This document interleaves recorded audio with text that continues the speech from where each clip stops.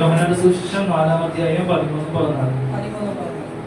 യേശു അവളോട്, ഈ വെള്ളം കുടിക്കുന്നവനെല്ലാം പിന്നെയും ദാഹിക്കും. ഞാൻ കൊടുക്കുന്ന വെള്ളം കുടിക്കുന്നവനോ ഒരു നാളും ദാഹിക്കയില്ല. ഞാൻ കൊടുക്കുന്ന വെള്ളം അവനിൽ നിത്യജീവങ്ങളിലേക്ക് പൊങ്ങി വരുന്ന നീരുറവയായി തീരും എന്ന് ഉത്തരം പറഞ്ഞു. ഈ വെള്ളം കുടിക്കുന്നവന് പിന്നെയും ദാഹിക്കും അല്ലെ. ഹല്ലേലൂയ. യേശു നമ്മുടെ ശമരിയക്കാര സ്ത്രീയോട് പറയുന്നതാണ് അല്ലെ. ഹല്ലേലൂയ. ശമരിയക്കാര സ്ത്രീ യാക്കോബിന്റെ കിണറ്റിലെ വെള്ളം എടുക്കുവാൻ ഹല്ലേലൂയ വരുന്ന ആ ഒരു സന്ദർഭമാണ്. അവിടെ വെച്ചിട്ടാണ് യേശുപ്പച്ചൻ പറയുന്നത്, ഈ വെള്ളം കുടിക്കുന്നവന് പിന്നെയും ദാഹിക്കും. ഹല്ലേലൂയ. യേശുപ്പച്ചൻ ഇത് പറയാൻ കാരണം യേശുപ്പച്ചൻ അവിടെ അറിയാം അല്ലെ. ഹല്ലേലൂയ. അവളുടെ ജീവിതത്തിലെ ഓരോ കാര്യങ്ങൾ യേശുപ്പച്ചൻ എടുത്ത് പറഞ്ഞു.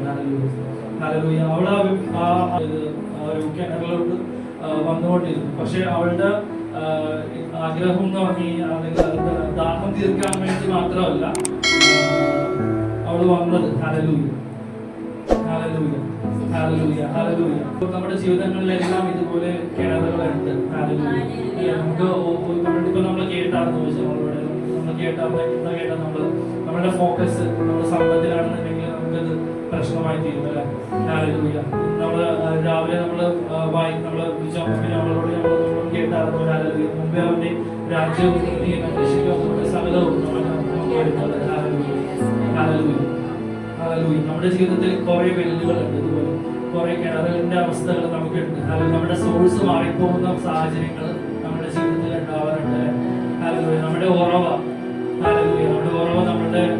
നമ്മുടെ ആ ഉറവ എന്ന് പറയുന്നത് നമുക്ക് എന്തിനാണ്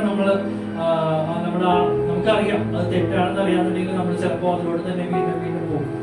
കാരണം ചിലപ്പോൾ നമുക്ക് കുറച്ച് നേരത്തെ സമാധാനത്തിന് വേണ്ടിയിട്ടോ കുറച്ച് സന്തോഷത്തിന് വേണ്ടിയിട്ടോ വേണ്ടി മാത്രമായിരിക്കാം.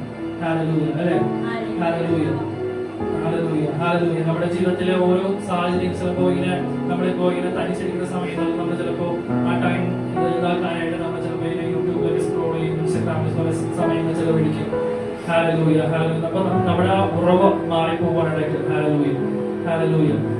നമുക്കിപ്പോ പൈസയുടെ കാര്യത്തിൽ പറയുകയാണെന്നുണ്ടെങ്കിൽ സമ്പത്തിന്റെ കാര്യത്തിൽ നമ്മൾ ഓവറായിട്ട് അതിന് ഡിപ്പെൻഡന്റ് ആയിട്ട് വരും, അല്ലെങ്കിൽ ഓവറായിട്ട് നമ്മൾ അതിൽ ഫോക്കസ്ഡ് ആയി കഴിയും.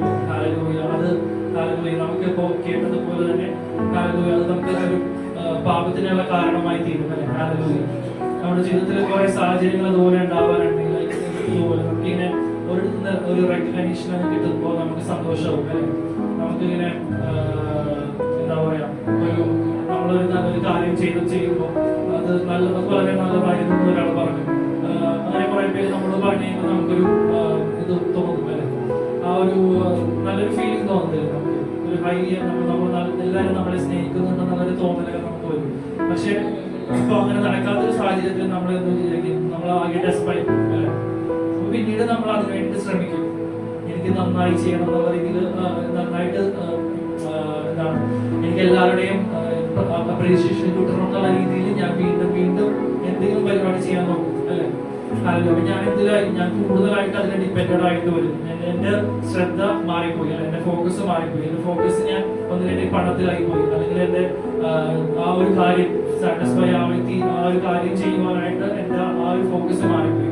അങ്ങനെ ഫോക്കസ് മാറിക്കഴിയുമ്പോൾ ഹല്ലേലൂയ ഇതെല്ലാം ആവശ്യമാണ് അല്ലെ. നമുക്ക് ഈ സമ്പത്തും ഈ അപ്രീസിയേഷനും എല്ലാം നമുക്ക് ആവശ്യമാണ് നമ്മുടെ ജീവിതത്തിൽ. പക്ഷെ നമ്മുടെ ആ സോഴ്സ് മാറരുത്. നമുക്ക് സോഴ്സ് എന്താണ്? നമ്മുടെ ഉറവ എന്താണ്? നമ്മുടെ ഉറവ യേശുവാണ് അല്ലെ. ഹല്ലേലൂയ. ആ ഒരു ഉറവയിൽ വേണം നമ്മൾ സഞ്ചരിക്കാനായിട്ട്. ഹല്ലേലൂയ.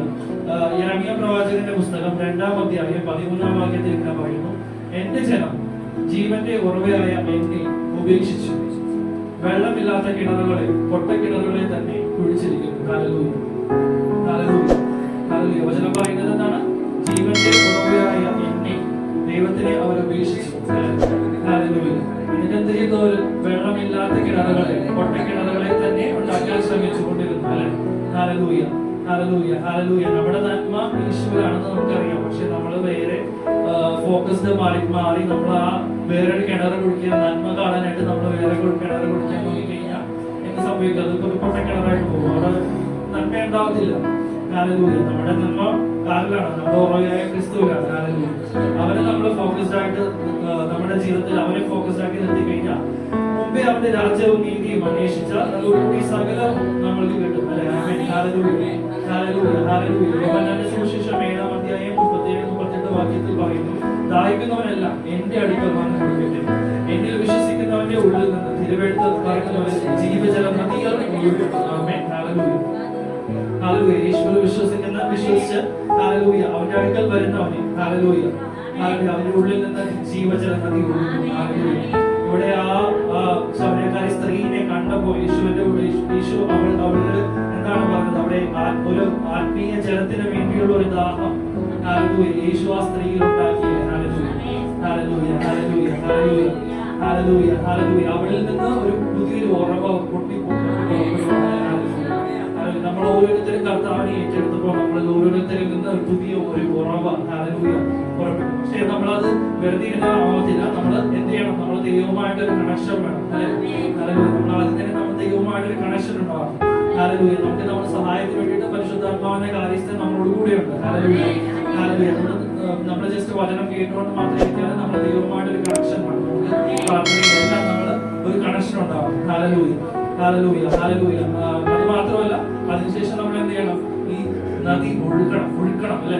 ഹല്ലേലൂയ. നമ്മളിൽ നിന്ന് ഈ നദി ഒഴുക്കണം. നമ്മളെ സ്റ്റോറേജ് നിർത്തുകയല്ല വേണ്ടത്, നമ്മൾ ആ നദിയെ ഒഴുക്കണം അല്ലെ? ഹല്ലേലൂയ. മറ്റുള്ളവരിലോട്ടും ആ നദി ഒഴുക്കണം. ഹല്ലേലൂയ. നമ്മൾ ഷെയർ ചെയ്ത് മറ്റുള്ളവരിലോട്ടും ഈ ഒരു